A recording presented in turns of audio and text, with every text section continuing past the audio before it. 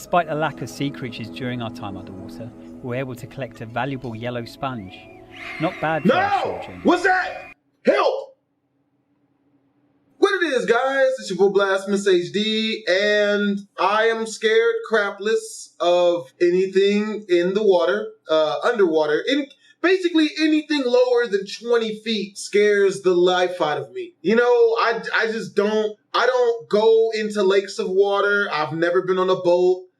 I don't do any of that, and I don't do any of it. It stems from two situations I had as a kid. One, I fell off a cruise ship when I was like 7 into the open ocean. You know, they threw out a life jacket for me. They saved me or whatever, but I got a good look into the water, and it completely ruined me. I can't do it. I don't want to do it. I won't do it. Also, when I was a kid, I used to watch Discovery Channel religiously, and I remember watching this series on giant squids that just seeing how big their eyes were. I can do pools.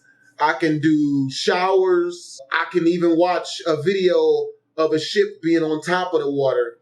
But if I watch anything under the water, I kind of have like maybe a small, mild anxiety or panic attack or something.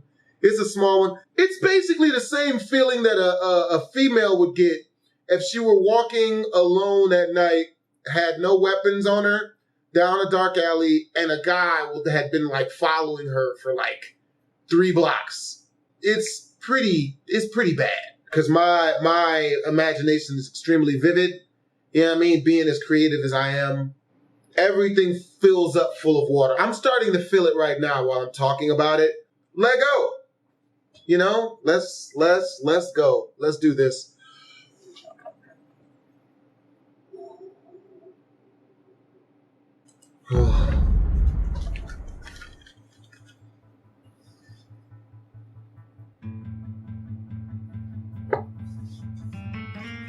I'm Gina Edgerton. My name is Brian Wiederspan. My primary dive partner is my wife. He's going to hand you my tray when you can, Gina. Who's also a part-time dive instructor as well. I've been scuba diving for more than 25 years. Part-time underwater explorer. Cave diving for more than 9 years. Primarily searching for shipwrecks. All right, it's already kicking in. Well, luckily enough, water, weirdly enough, should help.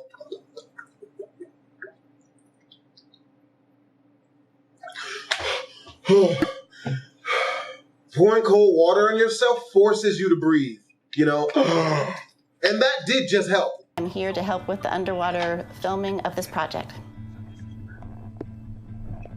Oh my God. On one of our dives, we surfaced into actually a fairly large air dome. And these air domes can be absolutely beautiful in there, but they are most likely going to be oxygen deficient. As I was ascending, I was pulling on the inflator, trying to inflate, and it came off in my hand.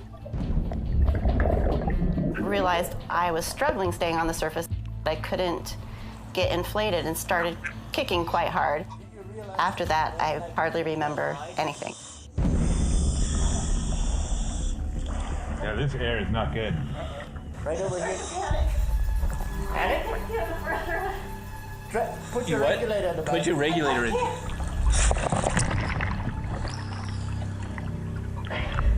I can't keep my joystick inflated enough. Okay. You're fine. Just breathe off the rig, Gina. I can't get some. Put the regulator in your mouth. Wow, I don't know what's going on. I can't get the gear off. No. Stop. You're so hold my head above air. You need to breathe off this regulator. Use your rig. Breathe deep. Can't get enough air out. Breathe off the regulator. Breathe off the regulator. The air here is not good. Breathe off the regulator. It's choking you. Breathe. Breathe deep. Where how's this? Hold on and calm down. Hold on. Breathe from the regulator. I'm sorry, guys. Don't apologize. Just breathe. What we discovered was her inflator had come loose. Not only did she lose that wing was filling up with water. Okay, Gina, where were you? It really just does go to show that if you let things snowball, even the best diver can get into a bad situation. It was a really, really intense moment for me. Probably the most intense moment I've had with diving. That wasn't that bad. I made it.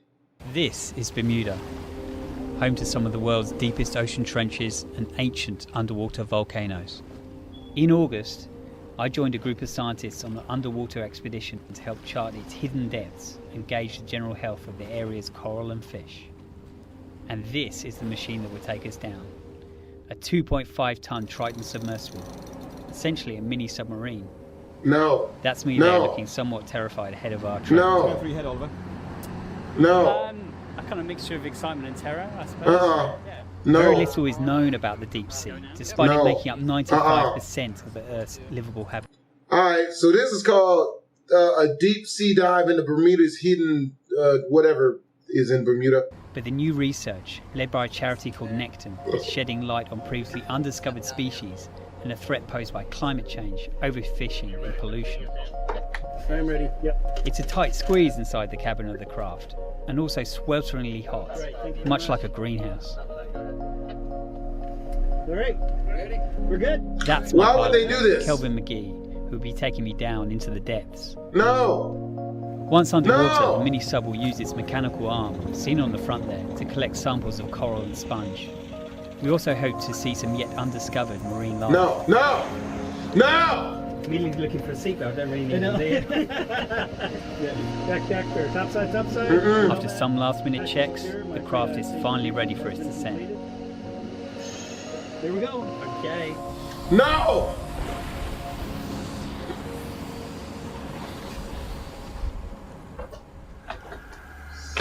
As we descend into the murky depths, the temperature steadily drops and the ocean around us turns very...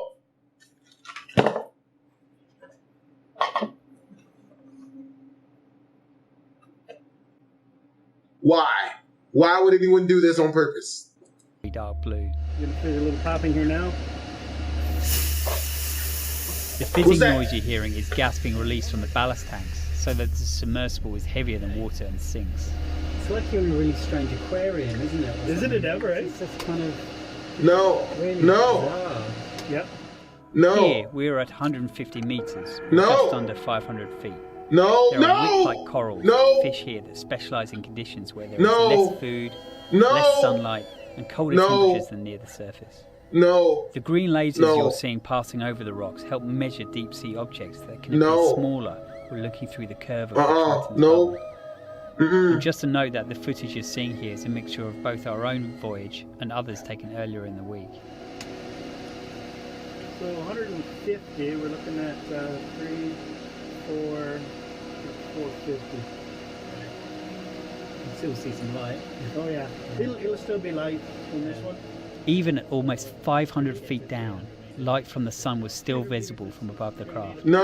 I was told we would need to plunge 1,000 feet for there to be complete darkness. Despite a lack of sea creatures during our time underwater, we were able to collect a valuable yellow sponge. Not bad for our short journey. What's that? Help!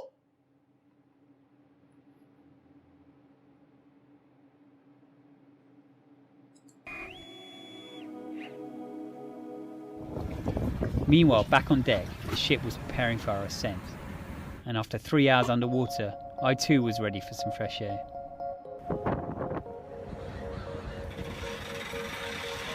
It was a relief to step out of the craft, stretch my legs and feel the sun on my face. Really good, incredible. This is amazing. Yeah. It's like a hidden world, isn't it? You just don't think about it, it's just awesome. Thank you so much. Over the coming year, these scientists will survey the deep sea off Canada, Bermuda and in the Mediterranean to get the first comprehensive health check of one of our planet's greatest mysteries, the deep sea. Given how heavily we rely upon it, from the food we eat to the air we breathe, it is hoped through this research we will start to... Is that chopsticks? Word? Just how deep does the ocean go? If you took the highest point on land and submerged it, you would still have more than a mile between you and the deepest point in the oceans. The oceans harbor 99% of all living space on Earth, and have enough water to fill a bathtub that's 685 miles long, on each side. For scale, here's a human, and here's a blue whale, the largest animal on Earth. Blue whales usually hunt at depths of around 330 feet, within the well-lit zone of the ocean. Deeper down, at 700 feet, the USS Triton became the first submarine to circumnavigate the Earth in 1960. At 831 feet, we reached the deepest free dive in recorded history. Down here, the pressure is 26 times greater than at the surface, which would crush most human lungs. But whales manage it, diving to a max depth of 1,640 feet where they hunt giant squid. We're going to edit that out.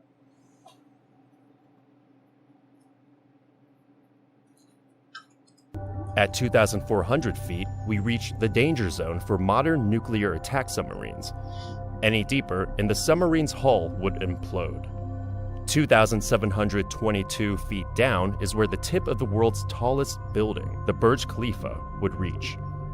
A little farther, at 3,280 feet, we're deep enough that sunlight can't reach us. We've now entered the midnight zone.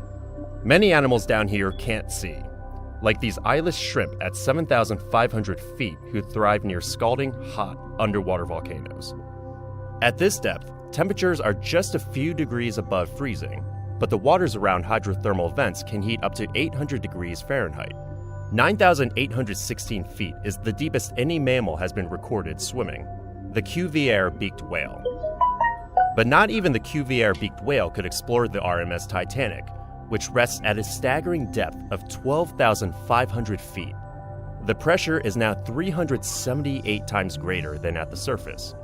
Yet you can still find sea life like the fangtooth, hagfish, and Dumbo octopus, the deepest living octopus on Earth. At 20,000 feet is the Hadal Zone, an area designated for the ocean's deepest trenches, like the Mariana Trench. If you tipped Mount Everest into the Mariana Trench, its summit would reach down to 29,029 feet. That still doesn't compare to the two deepest crewed missions in history. In 2012, director James Cameron descended to 35,756 feet for the Deep Sea Challenger mission. But Cameron didn't quite break the record, which was set by oceanographer Jacques Piccard and Lieutenant Don Walsh in 1960. Piccard and Walsh descended to the lowest point on Earth, Challenger Deep, at a record 35,797 feet below the surface.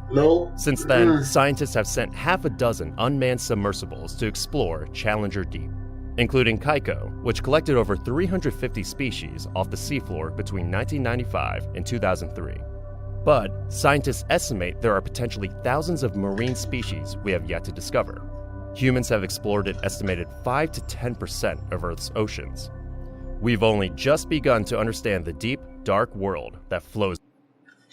Well, that's all I'm going to do for water stuff. Hope you guys enjoyed it, because Lord knows I didn't. Well, Blastphamoushd, Twizzers.